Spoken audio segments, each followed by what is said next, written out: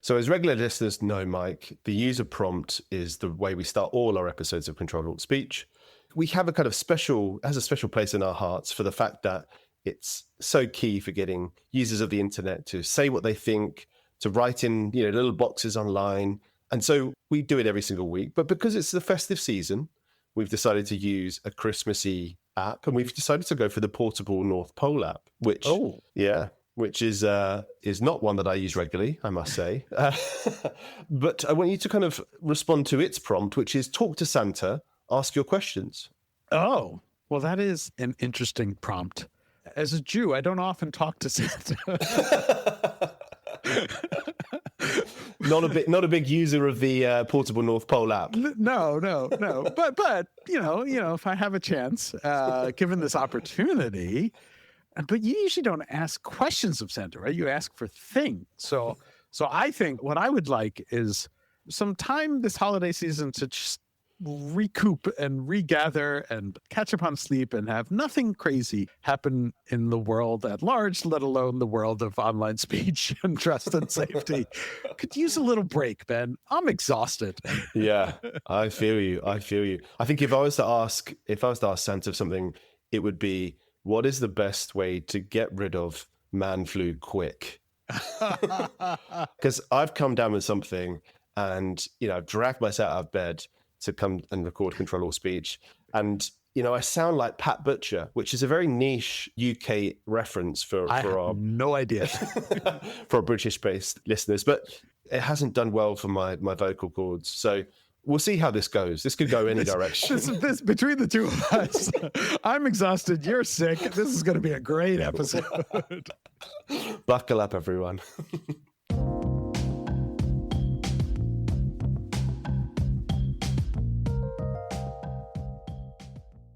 Hello and welcome to Ctrl-Alt-Speech, your weekly roundup of the major stories about online speech, content moderation, and internet regulation.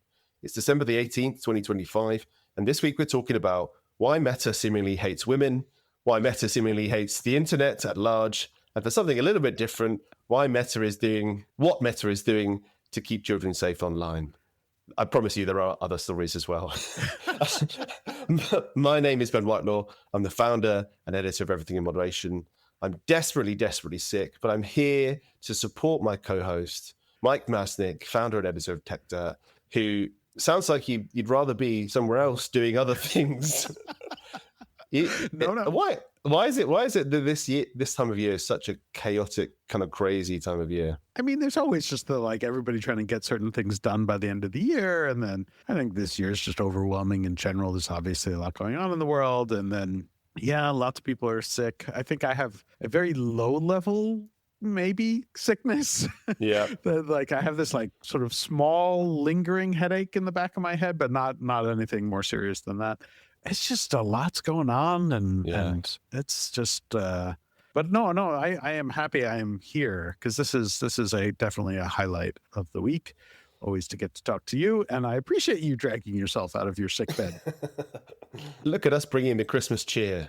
Yes, yeah. Doing our best. We have got a few meta stories to talk about this week, Mike, which I think is an appropriate way to end 2025. This is our last episode of Ctrl-Alt-Speech. We're going to take a few weeks break, I think understandably, from what we've both shared. But back in January, you'll remember that we spent the first probably few episodes at least talking about Mark Zuckerberg's big gold-chained, big watched announcement about how, Meta was moving into a kind of world of free expression, getting rid of censorship. So the fact we're covering them so in depth today, I think is an appropriate bookend to this year, wouldn't you say? Oh, yeah, absolutely. Because it's kind of a chance for us to check in on how much Mark Zuckerberg is living up to the ideals that he laid out in January. Very exciting new Facebook, new Meta, new Mark Zuckerberg. How's that going? We're about to find out. Can't wait to see. We will be back in the new year with actually a really interesting episode, I think, that will set out the year ahead. We're going to do a bit of a kind of forward-looking episode where we try and preempt what's happening. It's not a prediction episode. We don't really do predictions here. We have no crystal balls. Yeah. We have some insights, perhaps. Yes. Yeah, exactly.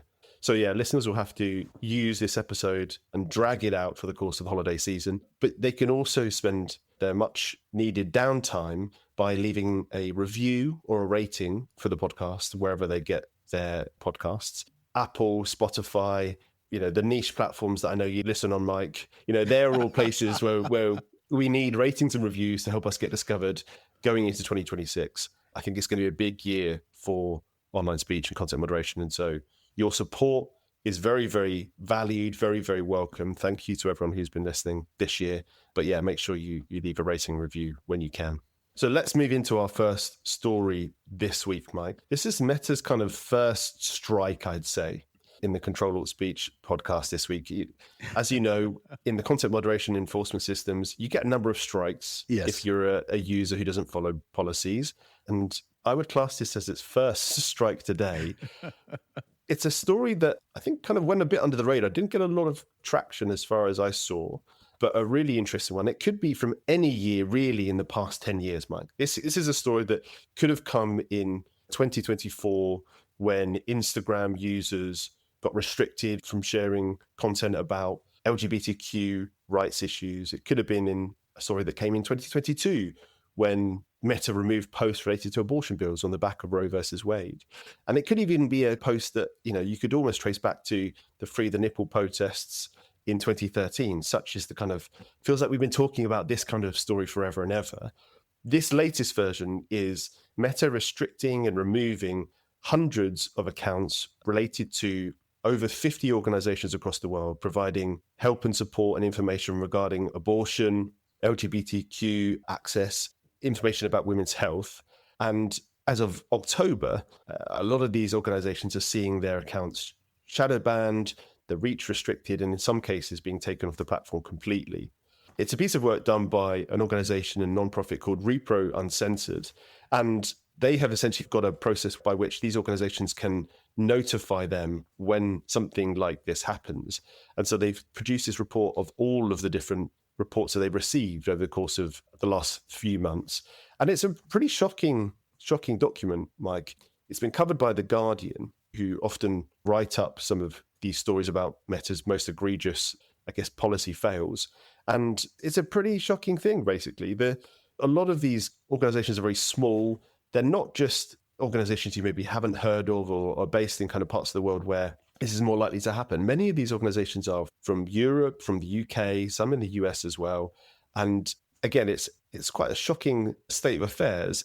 Repro Uncensored are saying that this is kind of part of what Meta has been kind of undergoing in the last year, which is its Trump-era approach to women's health and LGBTQ issues.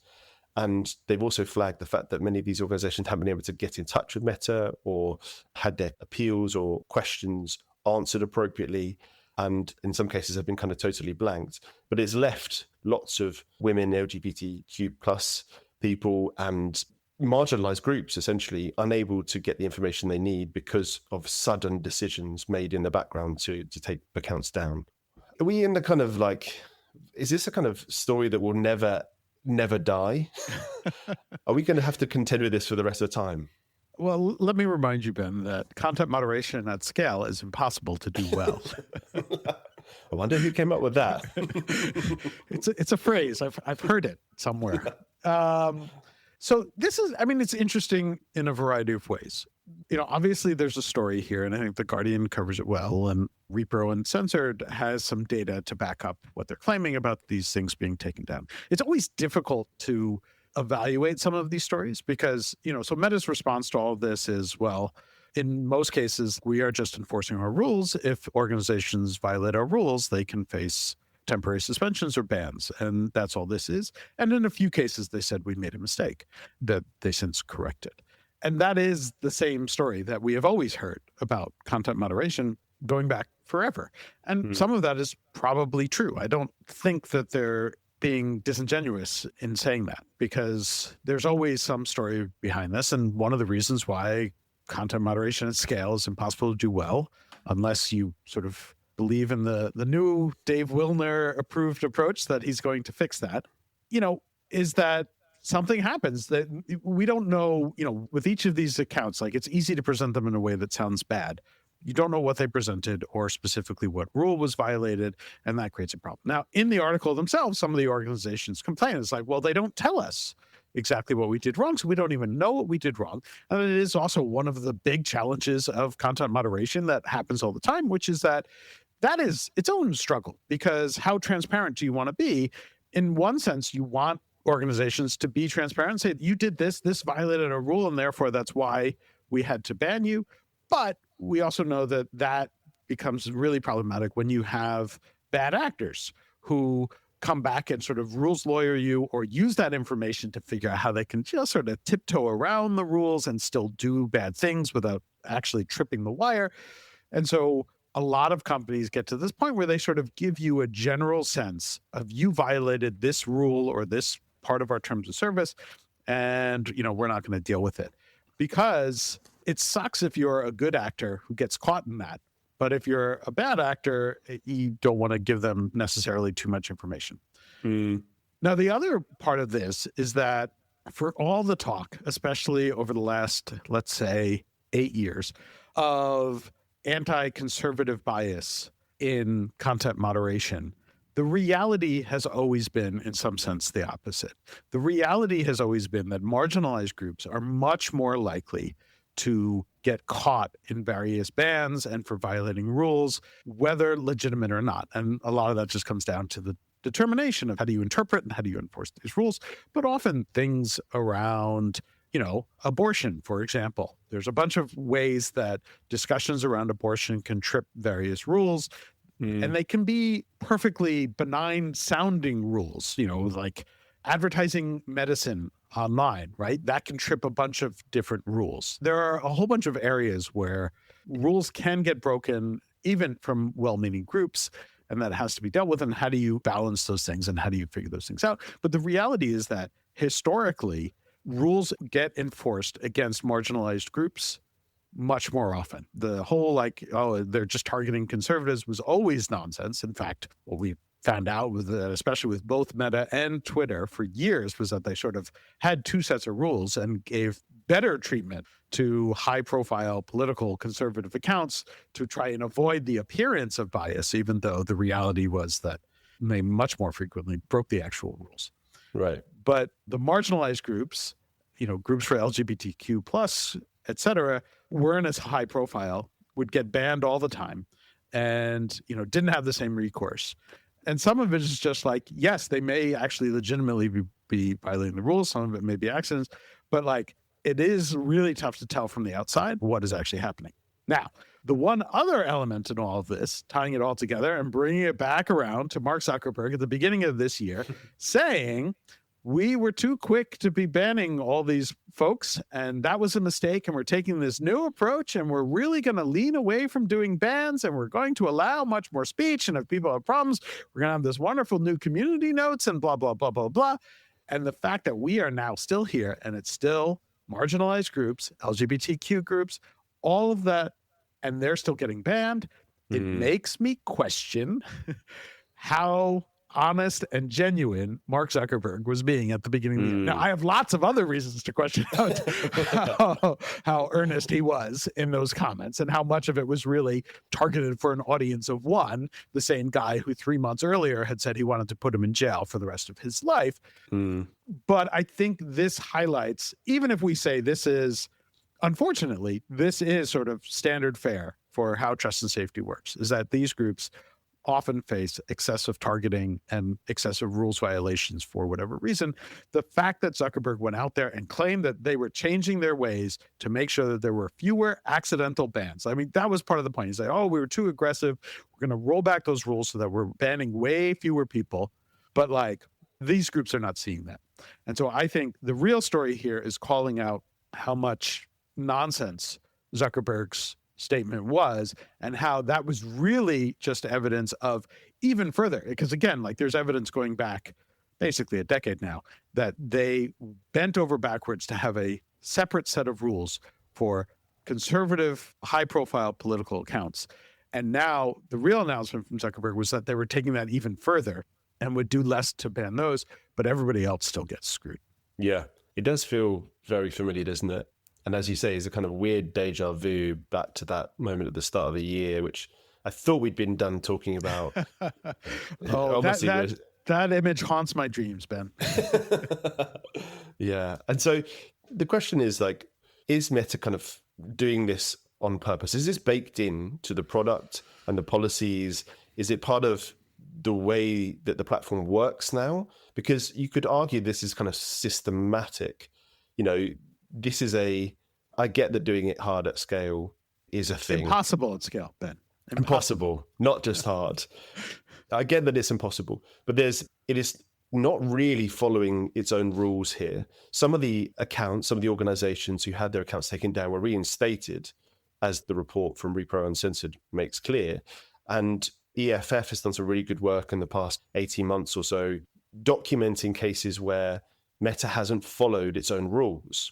Yeah. And so when that is the case, that suggests that there is something that is not written down in the policies, or is not necessarily kind of about enforcement, because some of the enforcement is wrong and has been kind of repealed. That's what kind of makes people think that it's systematic and baked in. And that's where I think a lot of people end up in their views about Meta's content moderation policies.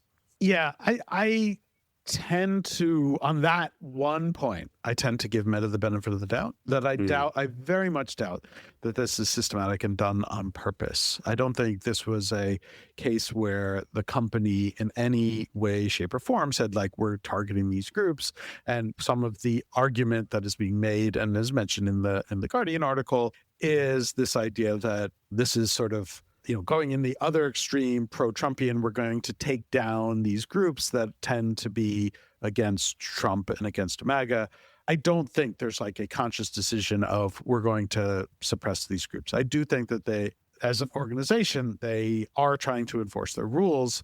It's just that they're not very good at it. They've never been all that good at it. And at scale, you're going to have a bunch of these problems and mistakes. And it's possible, too, that part of the process that was talked about in Zuckerberg's talk was effectively saying they were going to lessen the need for trust and safety. There have been lots of trust and safety layoffs that we know of in the last year.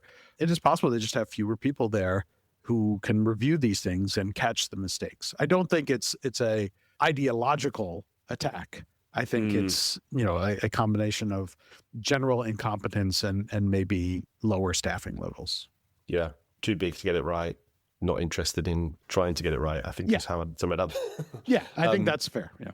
It made me think about the importance of user appeals.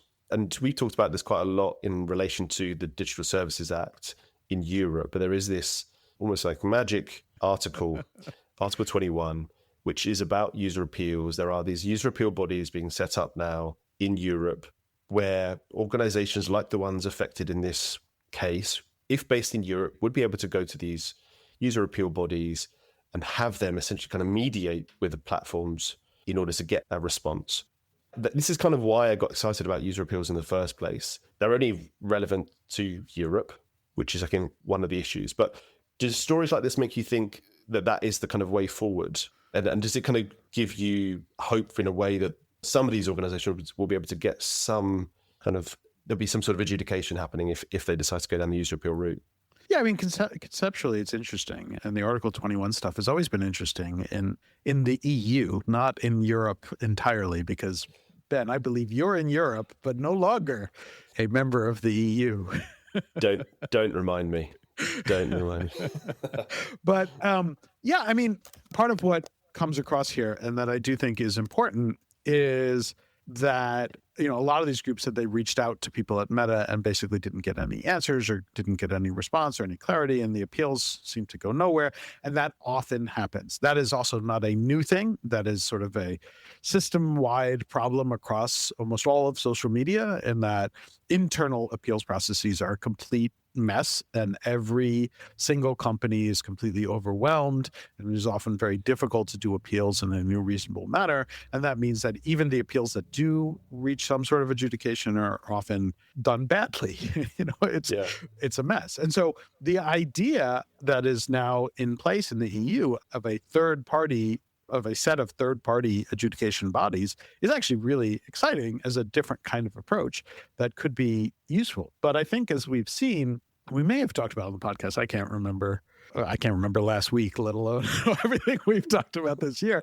But, it doesn't feel that many people are actually making use of these bodies. And the fact that they're there and they're staffed up and they're ready to go, and the number of people actually trying to make use of these appeals bodies feels very low. I wonder if that will change. I don't know if that is just like a knowledge thing. More people need to understand that these things are there, or, quality people, because there are options. People don't know which one to go with. And so you have the sort of paralysis of choice in terms of deciding, well, do I appeal to this body or that body? I don't know. I still think it's an interesting thing. And if it does lead to more thoughtful appeals processes, or even if it just forces the companies to take appeals more seriously, I think that could be valuable. But I don't think we've seen it as successful yet, in part because there just isn't the usage there to have the data to know whether it's successful or not. Yeah.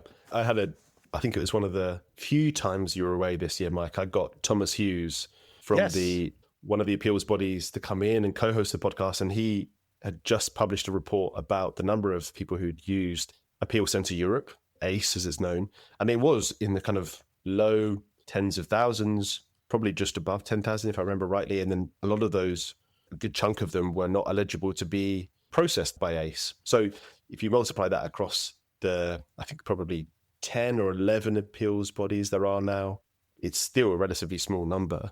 And the awareness is not there. I do hope that more people will start to take advantage of them, and then we can get a real sense of, is this a way forward? Because conceptually, it's a really interesting idea. And having third-party adjudication systems, I think, is really compelling when done well. It can fall down really badly. As we have discussed a few times on this podcast, my educational background was in industrial and labor relations, and that included one of my favorite classes was on arbitration, which is this concept of a third-party adjudication system, and sort of learning how that works and also where it fails was a really, really interesting process. Now, my education on that is now way too old. I'm not going to, I was about to do math in my head. I'm a bit Don't tell him how old you are. A bit out of date. But this idea of setting up third-party adjudication processes can be really compelling, and it can be a useful system, but it has to be done well and people have to use it.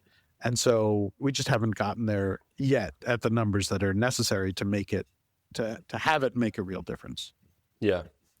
One of the big themes I think will be next year is how this appeals process expands.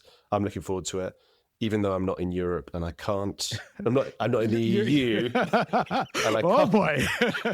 And I can't take advantage of it. So lucky you, EU users. Let's go on to another story now, Mike, which I would say also questions Meta's supposed pro-free expression stance. This feels like a kind of get-rich-quick scheme that Meta has decided to run. Talk us through what it is and why it's so mad. Yeah, this is a bizarre one. It was discovered by this guy, Matt Navarra, and Meta has sort of said this is a test. This is nothing more than a test. Do not read too much into this.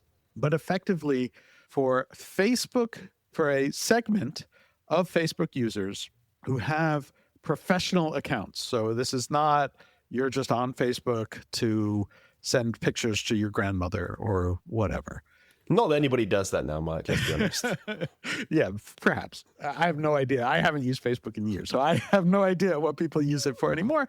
But if you have a professional account and therefore, doing something sort of business related, for some users, Meta appears to be testing a limit on how many external links you can post on your page.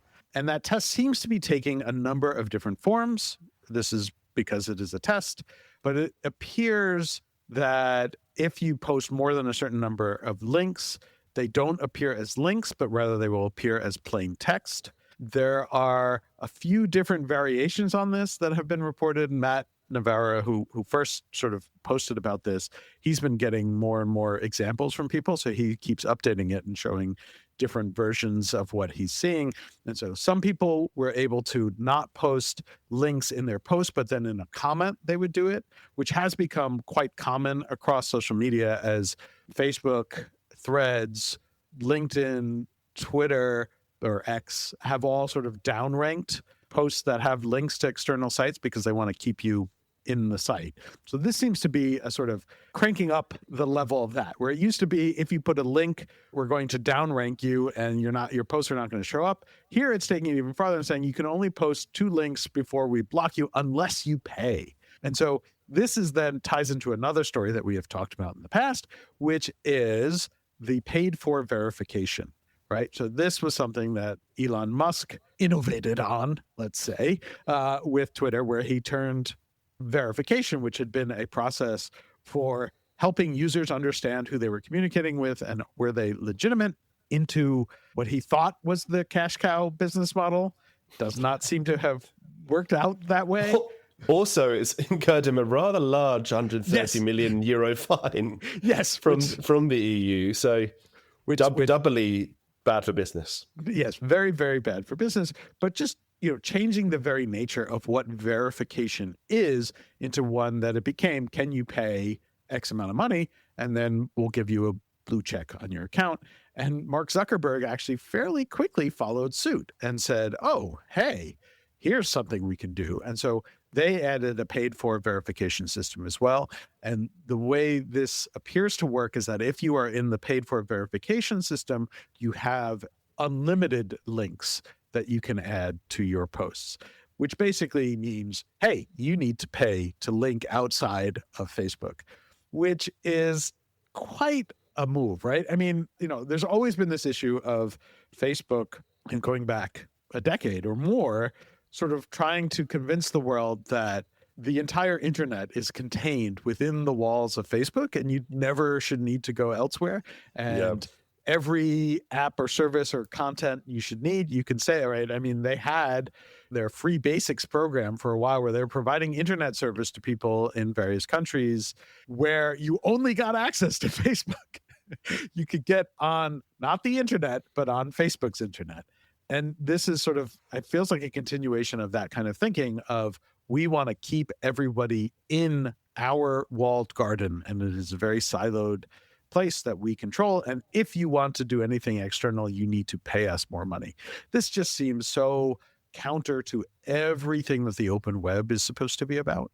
It feels incredibly cynical. It feels, I understand that it's just a test and they might not continue it, but it just feels like yet another marker, one of many that we're seeing of what used to be the open web and the idea of link to anything, link to anyone, travel around. We just, last week on the podcast, we talked about the linked taxes that are now showing up around the world. That was in our bonus chat with Trisha. That is becoming a bigger and bigger thing around the world as well. And all of these are sort of one by one, bit by bit, attacks on the concept of the open web. And the freedom to link and the freedom to click and go from this website to another website is something that should be core to our concept of an open web. And we're just seeing more and more examples of it being shut down, and this being one of them. Yeah. If I was a small business user, if I had accounts on all of the platforms that Meta had, and I used that to generate business, as Meta have encouraged for the last 15 years plus, I would be so pissed at this. Yes. I'd be so pissed at this. If I had like let's say a tiny bell making company. Oh boy.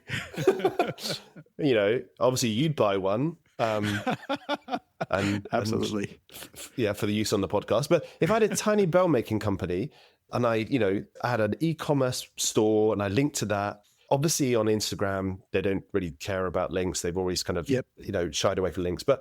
And Facebook increasingly, as you say, they make you kind of put the links in comments. But WhatsApp links are not downgraded. There is less of a penalty for posting links as there are on those other platforms. And it's an increasingly big way that small businesses communicate with their customers. And so this would be such a major change to the way that works. I very much expect this to be just a test and never to kind of roll out any further, because I can't see anybody like really paying. £15 is the lowest you can pay for verified, but it goes up to, guess what? I'm afraid to ask. $350 a month Oh my for some goodness. businesses. Wow. So businesses that want more seats, that want more accounts that are Right. verified, need to pay up to $350. So it's very much, I guess, targeting those big businesses. Businesses have already got a kind of presence on the platforms. But yeah, like you say, it's stuffing everyone else as a result. It's value extraction, right? Like this is the nature of Cory Doctorow's concept of incentivization, which is that early on, these platforms are all about providing value, and you get more value out of it than, like that's the whole reason why everyone flocks to these platforms. But then over time, they have demands of Wall Street or whatever, and they begin to twist the knobs. And the first knob is like value extraction from you, the user. Now that you're on there, we're going to try and extract some value. And that can be ads and data and all this kind of stuff. But then the next stage, as Cory described it, is then we start to extract value from our business partners. And this seems like an example of that, where it's just like, we have you in the system. We have you locked in. You can't leave easily. You rely on us. You're dependent on us. Now we can start twisting the knob and making more money. In theory, if there was like an FTC that functioned, this is the kind of thing that they might normally look into, where you're sort of trying to abuse your position in the market in order to extract more value from users. We'll see. I think you're right that the backlash to this, if it became more common, would be pretty loud. But I don't know, man. I thought that there would be more backlash to paid verification, and it's sort of become pretty widely accepted. And so I feel like, and I do think since this is under the banner of their verification system, they're sort of trying to figure out, can we goose the numbers on, there's a chance, I have no idea, but there's a chance that there's some product manager who has a profit and loss goals that he needs to make on how much verification is making. And he's like, how can we juice those numbers so that I can show that number going up and meet my annual targets? And one thing to do is like, well, we have to make it more valuable for people to do that. And there's two ways to make something more valuable. And one is to actually add more value to it. And the other is to restrict you if you don't pay. And so they may have gone with that path. And maybe we'll find out at some point. But yeah, it seems this is just a bad idea. I understand where it comes from, but I think it's a really bad idea. Yeah, exactly. And also the announcement makes it clear that publishers are not part of this group of pages who would be restricted in this test. But I don't fully believe Meta's ability to judge who is a publisher and who isn't a publisher. Yeah. Is it just the traditional guys? What about the kind of local news? That raises a lot of questions. And I think what that gets to, honestly, is like they know they're currently already fighting the publishers on paying for links in the other direction. And doing this would sort of send that into overdrive, and they probably don't want to fight that fight right now. Yeah, for sure. Okay, well, that's a fairly good amount of time that we've beaten Meta. We've got another story that I think is worth pointing out. We don't have anything kind of necessarily negative per se to say about this yet. Give me a chance. Yeah, let's see how you do. So this is the news reported by the FT. The Meta has adopted a new age check system as part of its efforts to meet the kind of plethora of age verification mandates that are built into a lot of the global regulation around safety this year. We've seen lots of platforms announce who they're partnering with. I've been making a list, and this is big. Are you checking it twice? I know who's naughty and who's nice, Mike. There we go. And it's interesting, because Meta have such a big share of the market. It's Facebook, it's Instagram, it's WhatsApp. And so it's very notable that a company called KID have been given the kind of, I guess, the pleasure of being in charge of the new age verification process across all of its apps. Certain parts of Meta did use Yoti, a kind of British-based age verification tool for a while. It's primarily on Instagram, as far as I'm known. So this is, I think, an effort to kind of consolidate their efforts and make it so that users only have to kind of log in or verify themselves once and then be able to use all of the different platforms. I'm not very familiar with the kind of passkeys approach, Mike, but you were quite interested in the kind of technical element of what Meta have used KID for. Talk us through why that is. Yeah, so they're using something called Age Key, which is relatively new. It just was announced last month, this initiative, and it's an open initiative built on the passkey standard. And passkeys are something that's been around for a little while, and it sort of was an outgrowth of, right, so let's take a few more steps back, right? So for years, you logged in with a password, and we all realized that like password-based authentication has its limits. So there have been all these attempts over the years to sort of broaden us beyond password-based authentication because it was never the most secure. One, everybody would just reuse the same passwords would leak, and then, certain companies were not good about storing passwords. There were all sorts of problems with it. Everybody knows they've had accounts hacked, all this kind of stuff. So we've leaned into a variety of different solutions, and two-factor or multi-factor authentication became more and more popular. And sometimes that was like, we'll send you an email and then you click, or we'll send you a text message with a number. And then we've had things where there's like authentication apps where when you first get an account, you scan a QR code and it'll give you a new 6 or 7 digit number every 30 seconds. And then there was a whole process that became a standard by FIDO, where you can like use a fingerprint. You stick a USB key into your device and you put your finger on it. There are all of these different attempts at sort of multi-factor authentication to make things more secure. Many of them are really good. Some of them are too complicated, and only us crazy people who go overboard start playing around with them. More recently, that has evolved into passkeys, and it's also a standard, and it comes from the same people who were doing the little USB keys that you could stick into your computer and put your fingerprint on. And it is a somewhat clever but somewhat confusing standard to try and make things more secure but still keep them easy, where you are storing a passkey on a device or in a password manager or some sort of secondary factor that will sort of vouch for you. It's technically very clever and very interesting, and they're becoming more and more common because a lot of people are confused by them. They don't actually use them, but I do think that they're actually very interesting. Now, this is something called AgeKey, and they're basically building on the passkey standard, which is very interesting because passkey is becoming more of a standard and is being more widely used. And basically, it appears they're trying to build this system that basically uses the same thing, but instead of giving you just the pure, this is me, this is who I am, it also throws in and I am of age, and I am over 16 or 18 or whatever. And so that is technically very interesting. Now, part of this, though, and where I'm still somewhat concerned about it, is that in some ways this is also an effort to kind of separate out the different layers of the age verification stack to push further and further away the problematic parts, right? So the age key itself, it's fascinating from a technological level. It's really interesting. It's an approach that is an attempt at a standard. KID, who put it together, actually purchased another organization that was building it and sort of brought it in-house, but it is an open standard that anyone can use. But there's still, at the end of the line, there still has to be that verification part that creates this token that goes into the age key thing. And this is, in some ways, it's kind of a way to obfuscate that and hide the fact that, you still have to scan your ID or scan your face or do something to prove how old you are.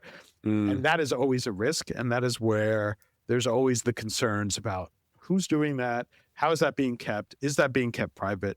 What other concerns does that lead to? Are you locking out people who don't have an ID? There are all sorts of potential problems with this where you are limiting the ability of certain people to access certain content. And so I'm still concerned about all of that.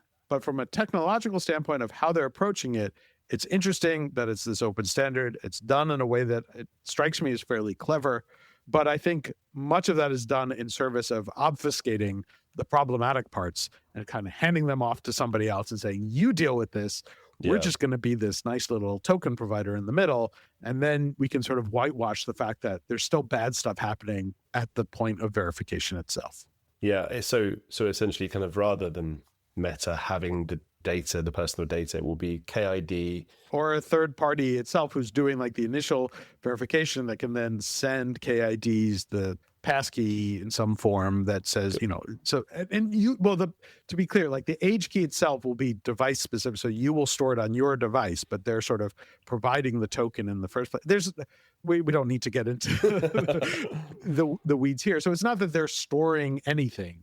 KID doesn't need to store anything as I understand this Right. setup, but it is a way of sort of demonstrating that you are of age, but there's still, I think it's hiding a bunch of the other problems behind it. Yeah. Okay. But interesting as well, I thought, because there is an attempt to make the kind of age key somewhat the kind of way that all users of all apps verify their age, right? So there's this kind of effort to consolidate all of the age verification efforts or obligations and to have it all in one place, which I think is obviously beneficial for platforms. Yes. And also probably better for users. Better for users than having to give their identification to every single app and every single service that they use. Certainly having one single one is probably fundamentally better, though also then becomes a sort of a single risk point, a single target, of potential problems as well. But conceptually, yes, probably better. Yeah.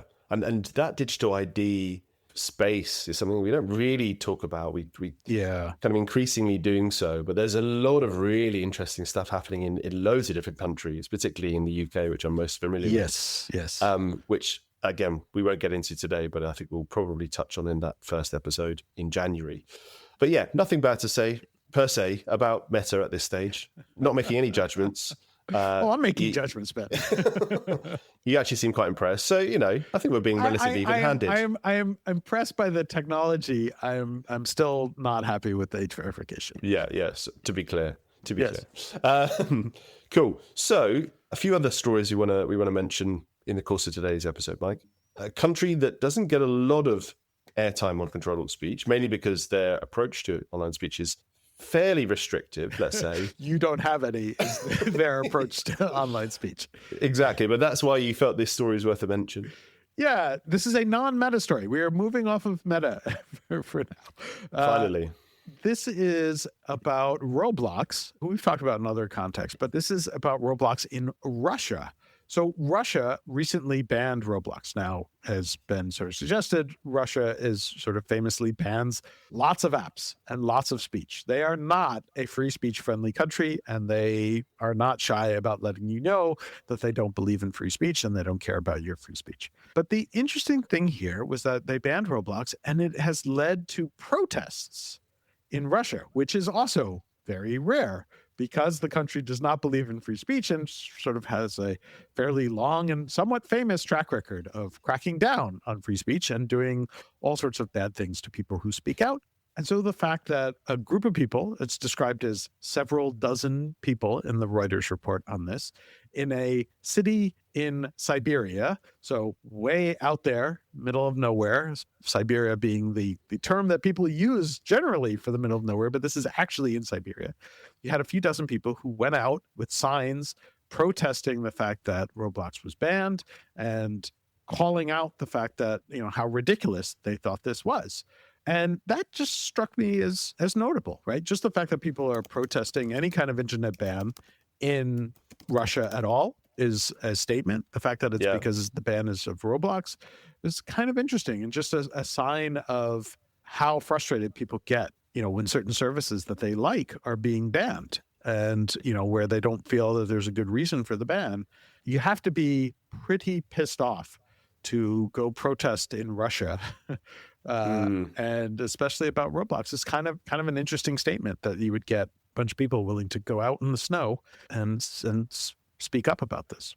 Yeah, it does look awfully cold. Yes, it does. God, that was not my main thought, but it was one thought. Are you surprised by this? I mean, I wasn't aware that Roblox had such a large user base in Russia. I think it's the second country in terms of the kind of users for the platform. It's got a really large base, but I was still surprised to see this actually turn into a kind of in the streets, in the snow protest. Are we like to see more of this, do you think, in future? Yeah, I mean, I do kind of feel that, like, as governments get more and more aggressive about cracking down on different aspects of internet speech, that people are getting more and more angry. And there is this sort of general sense of, like, who are you really protecting here and what are you doing? And, it's going to bubble up in all sorts of interesting and different ways. And this one, it struck me as worth commenting on just because the oddity of actually seeing protests in Russia. And, it's not protesting about Putin or the fact that they're sending everybody off to war in Ukraine and whatnot, but about Roblox being banned. It's a sign of something, of people getting mad, like really mad about the government stepping in and blocking an internet service they liked. Yeah, in some ways, I like the fact that citizens are getting more clued up about their digital rights and what censorship is in real terms, and maybe how they can kind of push back against that. I think that's in some ways not a bad thing. Yeah, absolutely. Talking of kind of the blurry lines between politics and technology, the next story I think speaks to that. This is a story that I couldn't help laugh at, to be honest. And this is the news that OpenAI has hired George Osborne, the former Chancellor of Exchequer, the Conservative politician, to spearhead its global Stargate expansion. This is a story in the FT this week that I only could shake my head at ruefully. And I think the reason for that, before we go into it, is just the kind of conveyor belt of UK politicians, but particularly Conservative Party politicians who have buddied up with, cozied up with, and are now kind of being paid by big tech companies. The most famous of which is Nick Clegg, who recently stepped down at the start of the year, but who worked in a global public policy role at Meta for a long time. Rishi Sunak, the Prime Minister, for a relatively short space of time during the kind of pandemic, he has become an advisor for Anthropic. And so George Osborne is the third in a dirty triumvirate of Conservative politicians to take the sweet, sweet tech dollar. You know the system better than I do, but Nick Clegg was not technically a conservative, right? He was a Lib Dem. He was, you're right. He was a Lib Dem. You should know that better than I do. I know, but he's widely kind of thought of, I think, as a Tory in sheep's clothing, in Lib Dem clothing. So you're right. Good pickup. So this is kind of, I think, my main takeaway. There's much more we could say about the global Stargate expansion. Yes. Which feels a bit like the Free Basics program that you talked about a second ago, Mike, for the AI explosion. Stargate is this kind of data infrastructure project that has been rubber stamped by Donald Trump.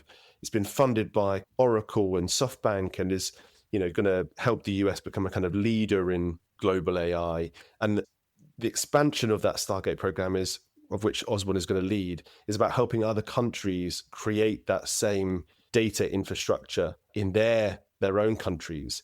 The bit I kind of take umbrage with is the idea that global Stargate, which I think is called OpenAI for countries now, is about spreading democratic AI, and which again this makes me feel all icky. I'm all for democracy, but why is OpenAI taking that as their job? Yeah, it's we don't release video of us, but Ben has just been shaking his head this entire time as he's been talking.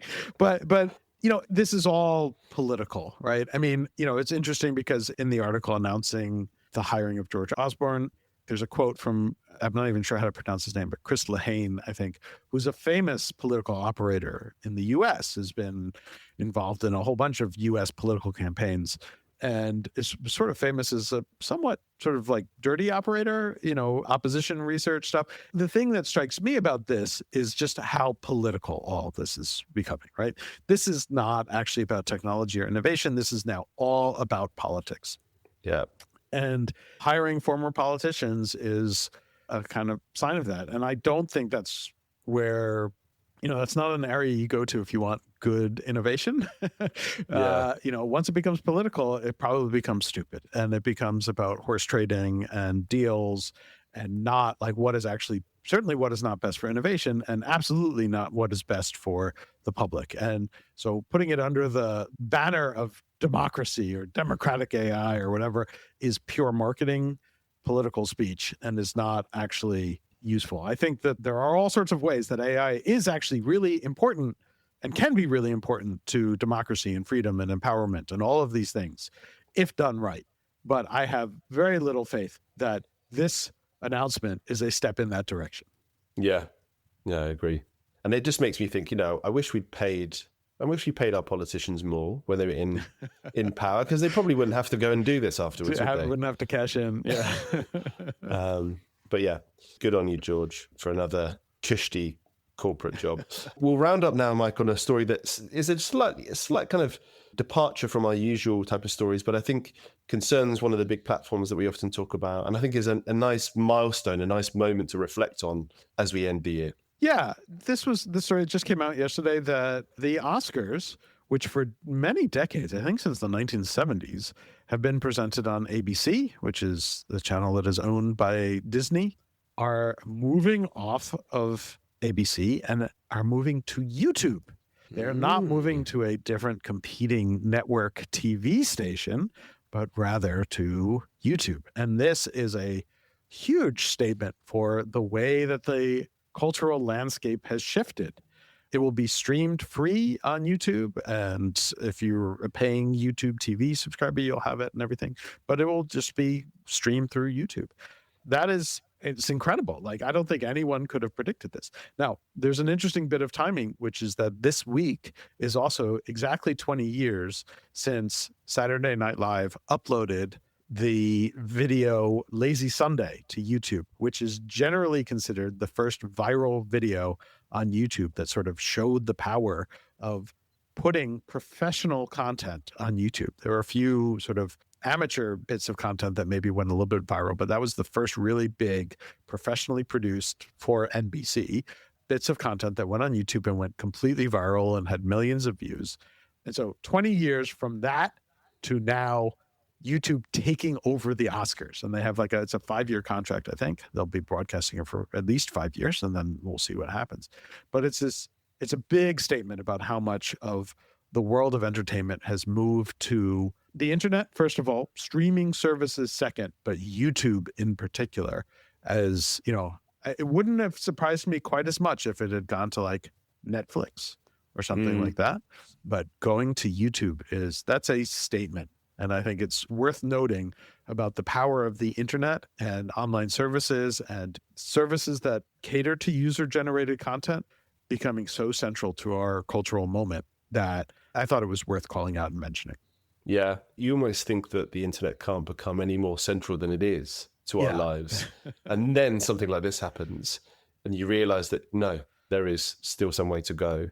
And if nothing else, Mike, it means that we'll likely have a job to do next year and the year after that and the year after that about kind of assessing and analyzing and critiquing how these platforms are making decisions as they become increasingly more culturally relevant and integral to people's lives. So yeah, useful to know and a good reason to go back and watch that Lazy Sundays video, which is always good fun. That brings us to the end of this week, Mike, and to the end of the year. Thank you as ever for your fascinating analysis, breaking down the different ways of verifying passwords. I had no idea, actually. That was a very helpful little segment. And yeah, I hope you have a really restful Christmas period, festive period, and come back refreshed and ready to go next year. Yes, same as you. Same to you as well. And rest up and get better. We don't have to keep dragging you out of your sickbed.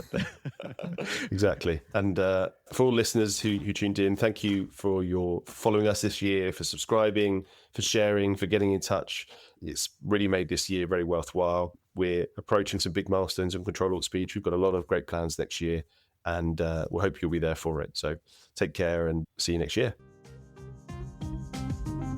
Thanks for listening to Ctrl-Alt-Speech. Subscribe now to get our weekly episodes as soon as they're released. If your company or organization is interested in sponsoring the podcast, contact us by visiting Ctrl-Alt-Speech.com. That's Ctrl-Alt-Speech.com.